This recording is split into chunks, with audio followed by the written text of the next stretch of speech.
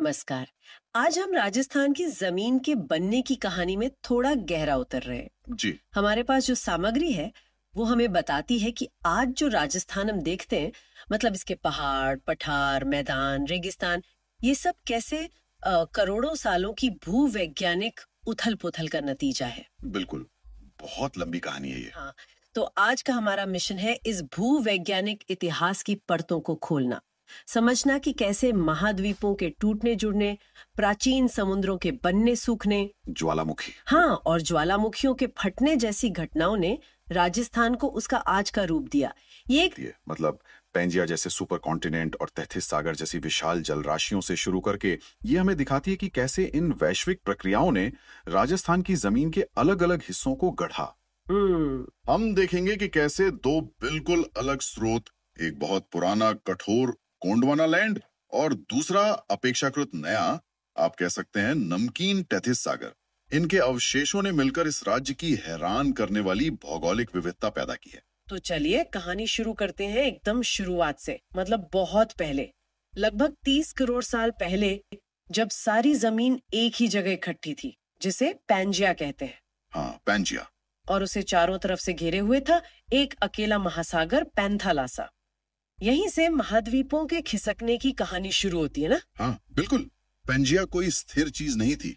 पृथ्वी के अंदर की गर्मी और दबाव, उसके कारण ये टूटना शुरू हुआ। अच्छा। और मुख्य रूप से ये दो बड़े हिस्सों में बटा, उत्तर में लॉरेशिया और दक्षिण में गोंडवाना लैंड। गोंडवाना लैंड, ये नाम सुना है। हाँ, सुना ही होगा।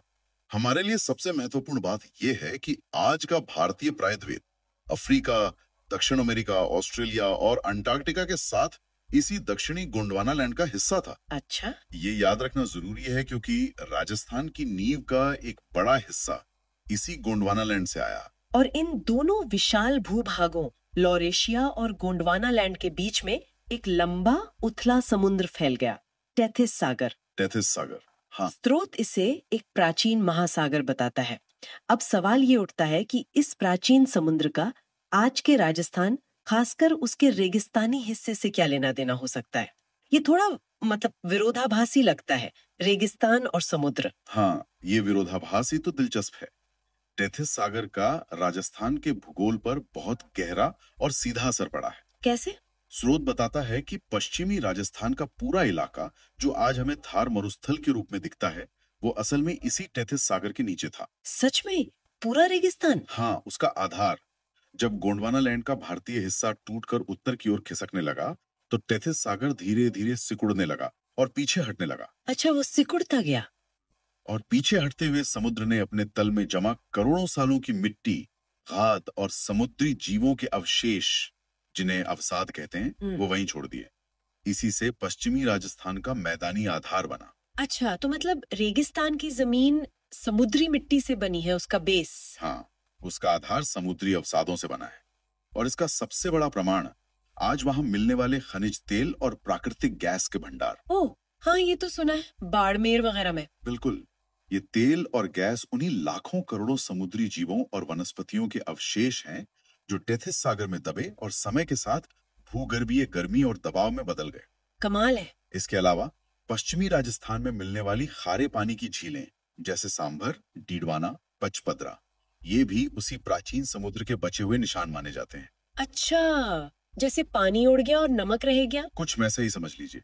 जैसे बर्तन में पानी सूखने पर नमक की परत रह जाती है, वैसे ही टेथिस के पीछे हटने पर जमीन पर खारापन रह गया। ये तो कमाल की बात है। तो राजस्थान की भू आकृतिक बनावट के दो मुख्य जनक हो गए, एक प्राचीन कठोर गोंडवाना लैंड और दूसरा अपेक्षाकृत नया नरम समुद्री अवसादों वाला टेथिस सागर। स्रोत में इसे जी बनाम टी कहा गया है। हाँ, जी और टी। चलिए पहले जी यानी गोंडवाना लैंड से मिली विरासत को देखते हैं। कौन कौन से हिस्से सीधे गोंडवाना लैंड से जुड़े हैं। गोंडवाना लैंड ने राजस्थान को दो प्रमुख और बहुत पुरानी संरचनाएं दी हैं। पहली और सबसे महत्वपूर्ण है अरावली पर्वतमाला। अरावली? हाँ, ये दुनिया की सबसे पुरानी वलित पर्वतमालाओं में से एक है, जिसका निर्माण प्री कैम्ब्रियन काल में हुआ। प्री कैम्ब्रियन मतलब कितना पुराना? प्री कैम्ब्रियन मतलब पृथ्वी के इतिहास का वो शुरुआती दौर, आज से अरबों साल पहले। अरबों साल? बाप रे। इसका निर्माण फलन यानी फोल्डिंग प्रक्रिया से हुआ, जब टेक्टोनिक प्लेटों के टकराने से जमीन की परतें किसी कागज की तरह मुड़ गईं। कहते उस समय ये हिमालय से भी ऊंची रही होगी। क्या बात कर रहे हैं? तो आज जो अरावली हम देखते हैं वो वैसी नहीं है जैसी तब बनी थी। स्रोत में इसे अवशिष्ट पर्वत कहा गया है। बिल्कुल सही। अरबों सालों में हवा, पानी, बर्फ, उस समय के हिमयुगों में इन्होंने इसे लगातार घिसा है, जिसे हम अपर्दन कहते हैं। घिस गई मतलब? हाँ, इस लगातार घिसाव के कारण आज इसकी ऊंचाई बहुत कम रह गई है और ये अपने मूल विशाल रूप का बचा खुचा हिस्सा यानी अवशिष्ट पर्वत है। लेकिन आज भी ये बेहद महत्वपूर्ण है।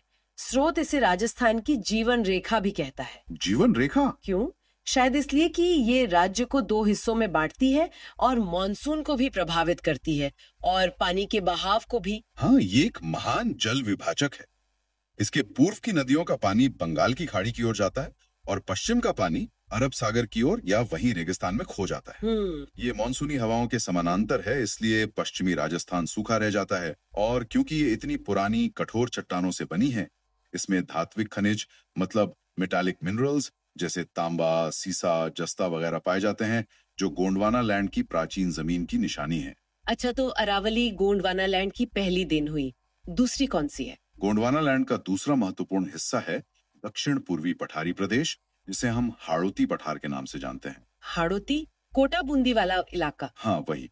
इसका निर्माण अरावली के काफी बाद मध्यजीवी महाकल्प यानी मीजोजोइक एरा में हुआ। ये वो दौर था जब डायनासोर पृथ्वी पर घूमते थे। अच्छा, डायनासोर के टाइम का? जी हाँ। इसका संबंध दक्कन के पठार के निर्माण से है। उस समय भारत के पश्चिमी हिस्से में भयानक ज्वालामुखी विस्फोट हुए। ज्वालामुखी राजस्थान में? हाँ, उस समय पे भारत के इस हिस्से में इन विस्फोटों से निकला लावा मीलों तक फैल गया और ठंडा होकर जम गया। इसी लावा की मोटी परतों ने, जिन्हें डेक्कन ट्रैप्स कहते हैं, हाड़ौती पठार को बनाया। ज्वालामुखी लावा से बना पठार, तो इसकी चट्टानें और मिट्टी भी अलग किस्म की होगी फिर? निश्चित रूप से। यहाँ मुख्य रूप से बेसाल्ट नाम की आग्नेय चट्टानें मिलती हैं। बेसाल्ट? इन्हीं बेसाल्ट चट्टानों के टूटने फूटने से यहाँ की प्रसिद्ध काली मिट्टी बनी है, जिसे रेगुर भी कहते हैं। काली मिट्टी? हाँ, कपास के लिए अच्छी होती है। बिल्कुल। ये मिट्टी कपास, सोयाबीन और मसालों की खेती के लिए बहुत उपजाऊ मानी जाती है। तो आप देख सकती हैं कि कैसे पठार का भूवैज्ञानिक इतिहास सीधे वहां की कृषि को प्रभावित करता है। यहाँ पुरानी विंध्यन समूह की चट्टानें भी मिलती हैं, जो बलुआ पत्थर और चूना पत्थर के लिए जानी जाती है। तो ये थे गोंडवाना लैंड के दो प्रमुख हिस्से, बेहद पुरानी अरावली और उसके बाद बना हाड़ौती पठार, दोनों ही कठोर चट्टानों वाले। अब आते हैं टी यानी टेथिस सागर के अवशेषों पर। हाँ, टेथिस स्रोत बताता है कि इससे भी राजस्थान के दो प्रमुख भूभाग बने हैं। हाँ। टेथिस के अवशेषों से बने दो क्षेत्र हैं और ये दोनों गोंडवाना लैंड वाले हिस्सों से काफी अलग और नए हैं। पहला है पूर्वी मैदानी प्रदेश। पूर्वी मैदान मतलब जयपुर, भरतपुर, अलवर वाला एरिया? हाँ, वो पूरा इलाका। ये इलाका भी मूल रूप से टेथिस सागर का ही हिस्सा था, लेकिन इसका जो उपजाऊ स्वरूप आज हम देखते हैं वो नूतन महाकल्प के प्लाइस्टोसीन युग में बना। प्लाइस्टोसीन? ये कब की बात है? ये भूवैज्ञानिक समय के हिसाब से काफी हाल की बात है। अच्छा। पिछले कुछ लाख सालों की। अच्छा, लाखों साल पहले? ये कैसे बना? क्या यहाँ भी समुद्र पीछे हटा था? समुद्र तो पहले ही हट चुका था। अच्छा। प्लाइस्टोसीन युग में जब हिमालय बन चुका था और अरावली भी मौजूद थी, तो इनसे निकलने वाली नदियों जैसे चंबल, बनास, बाणगंगा और माही, इन्होंने अपना रास्ता बनाया। नदियों ने बनाया इसे? ये नदियां पहाड़ों से कटान करके अपने साथ भारी मात्रा में बारीक मिट्टी, रेत और गाद, जिसे जलोढ़ निक्षेप या एल्यूवियम कहते हैं, बहा कर लाई और इस पूरे क्षेत्र में फैला दिया। लाखों सालों तक इस मिट्टी के जमा होने से ये विशाल, समतल और बेहद उपजाऊ मैदान बन गया। ओह, तभी ये इतना उपजाऊ है। इसीलिए ये राजस्थान का अन्न भंडार कहलाता है और यहाँ सबसे ज्यादा जनसंख्या घनत्व है। ये पूरी तरह नदियों की देन है। यानी ये मैदान सीधे टेथिस के हटने से नहीं, बल्कि उसके हटने के बाद नदियों द्वारा लाई गई मिट्टी से बना।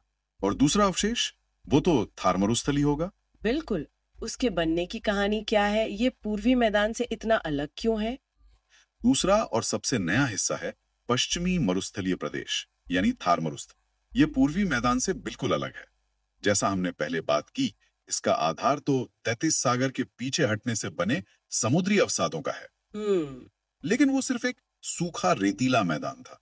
आज जो हम विशाल रेत की टीले, बालू का स्तूप देखते हैं वो इसका वर्तमान स्वरूप है, और ये बना है नूतन महाकल्प के सबसे अंतिम चरण यानी होलोसीन युग में। होलोसिन ये कितना पुराना है? होलोसीन युग भूवैज्ञानिक नजरिए से बिल्कुल आज ही है, पिछले लगभग 11-12 हजार सालों का समय। बस इतना नया? हाँ, भूवैज्ञानिक तौर पर यह बहुत नया है। इस दौरान जलवायु में बड़े बदलाव हुए, ये क्षेत्र और ज्यादा सूखा हो गया। तब यहाँ चलने वाली तेज हवाओं ने जमीन पर पड़ी रेत को उड़ाना शुरू किया और उसे जगह जगह टीलों के रूप में जमा कर दिया। हवा से बने ये टीले? जी, ये प्रक्रिया जिसे वायु निक्षेपण कहते हैं आज भी जारी है। इसीलिए थार में हमें अलग अलग तरह के रेत की टीले दिखते हैं, बरखान, अनुदैर्ध्य, अनुप्रस्थ, और जैसा पहले कहा खारे पानी की झीलें भी इसी टेथिस की विरासत हैं। भूवैज्ञानिक दृष्टि से ये राजस्थान का सबसे जवान, सबसे नया इलाका है। ये वाकई कमाल का विरोधाभास है। एक ही राज्य में दुनिया की सबसे पुरानी पर्वतमालाओं में से एक अरावली प्री कैम्ब्रियन और दूसरी तरफ भूगर्भीय तौर पर बिल्कुल नवजात रेगिस्तान थार होलोसीन, है ना? ये तो जैसे पृथ्वी के पूरे इतिहास का एक स्नैपशॉट राजस्थान में ही मिल जाता है। स्रोत में इन चारों के बनने के क्रम को याद रखने के लिए एक सूत्र, एक मिनोमनिक भी दिया है जी। AHEM। ये क्या है और कैसे काम करता है? हाँ, ये AHEM सूत्र इन चारों प्रमुख भू आकृतिक प्रदेशों के निर्माण के सही कालानुक्रम को याद रखने का एक आसान तरीका है। ये इनके नामों के पहले अक्षर से बना है। AHEM। A से अरावली पर्वतमाला, ठीक है। H से हाड़ौती पठार, E से ईस्टर्न प्लेन्स यानी पूर्वी मैदानी प्रदेश, पूर्वी मैदान, और M से मरुस्थल यानी पश्चिमी मरुस्थलीय प्रदेश थार। अच्छा, AHE। ये इनके बनने का सही क्रम बताता है, सबसे पुराने से सबसे नए की ओर। A यानी अरावली सबसे पहले प्री कैम्ब्रियन काल में, अरबों साल पहले। दूसरा हाड़ौती, उसके बहुत बाद मध्यजीवी महाकल्प यानी मीजोजोइक, करोड़ों साल पहले। तीसरा पूर्वी मैदान, फिर नूतन महाकल्प के प्लाइस्टोसीन युग में लाखों साल पहले, और सबसे अंत में नूतन महाकल्प के होलोसीन युग में वर्तमान स्वरूप हजारों साल पहले। तो A यानी अरावली सबसे बुजुर्ग है और M यानी मरुस्थल सबसे जवान। AHEM। AHEM अरावली हाड़ौती पूर्वी मैदान मरुस्थल, ये याद रखने में आसान है। तो इस पूरी चर्चा का सार निकालें तो राजस्थान का भूदृश्य किसी एक घटना का परिणाम नहीं, बल्कि दो बिल्कुल अलग भूवैज्ञानिक विरासतों का एक जटिल और अनूठा संगम है। सही कहा। एक तरफ प्राचीन गोंडवाना लैंड की सख्त पुरानी खनिज संपन्न चट्टानें जो अरावली और हाड़ौती पठार बनाती हैं, हाँ, और दूसरी तरफ अपेक्षाकृत नए नरम टेथिस सागर के अवशेषों से बनी जमीन जो पूर्वी उपजाऊ मैदान और पश्चिमी रेतीले मरुस्थल के रूप में दिखती है। बिल्कुल सही कहा। और यही दोहरापन राजस्थान की खासियत है। ये समझना जरूरी है कि कैसे करोड़ों सालों में महाद्वीपों का खिसकना, पहाड़ों का बनना और खिसना, ज्वालामुखियों का फटना, समुद्रों का चढ़ना और उतरना, और फिर नदियों और हवाओं का लगातार काम करना, इन सब ने मिलकर इस एक राज्य के अंदर इतनी ज्यादा विविधता पैदा की है। प्राचीन पहाड़, लावा के पठार, नदियों के मैदान, रेत के समंदर, सब एक साथ। ये भूवैज्ञानिक इतिहास ही आज के राजस्थान के संसाधनों, चुनौतियों और अवसरों की नींव है। जैसे कि पानी की उपलब्धता में भारी अंतर, अरावली के पूर्व में नदियां और मैदान, पश्चिम में सूखा, बिल्कुल, या मिट्टी के प्रकार में अंतर, हाड़ौती की काली मिट्टी बनाम मैदानों की जलोढ़ मिट्टी बनाम मरुस्थल की रेतीली मिट्टी। और खनिजों का वितरण भी इसी इतिहास से जुड़ा है, निश्चित रूप से। अरावली की प्री कैम्ब्रियन चट्टानों में धात्विक खनिज मिलना, हाड़ौती के विंध्यन क्रम में चूना पत्थर और बलुआ पत्थर मिलना, और पश्चिमी राजस्थान में टेथिस की देन के रूप में पेट्रोलियम और नमक मिलना, ये सब सीधे सीधे उस भूवैज्ञानिक अतीत से जुड़ा है जिसकी हमने बात की। तो ये थी राजस्थान के भू आकृतिक प्रदेशों की कहानी, उसकी जमीन के बनने की यात्रा।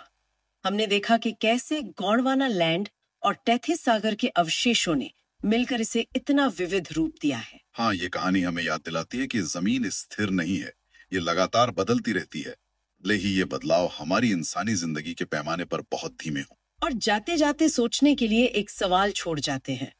जब हम ये जान जाते हैं कि राजस्थान की जमीन का एक बड़ा हिस्सा कभी समुद्र था और दूसरा प्राचीन महाद्वीप का हिस्सा, तो ये ज्ञान आज पानी जैसे कीमती संसाधन के प्रबंधन या जमीन के उपयोग की योजना बनाने या भविष्य में जलवायु परिवर्तन के प्रभावों को समझने में हमारी मदद कैसे कर सकता है? हाँ, ये एक महत्वपूर्ण सवाल है। कैसे अतीत की ये गहरी समझ हमें आज और कल की चुनौतियों का सामना करने के लिए बेहतर तैयार कर सकती है? इस पर जरूर सोचिएगा।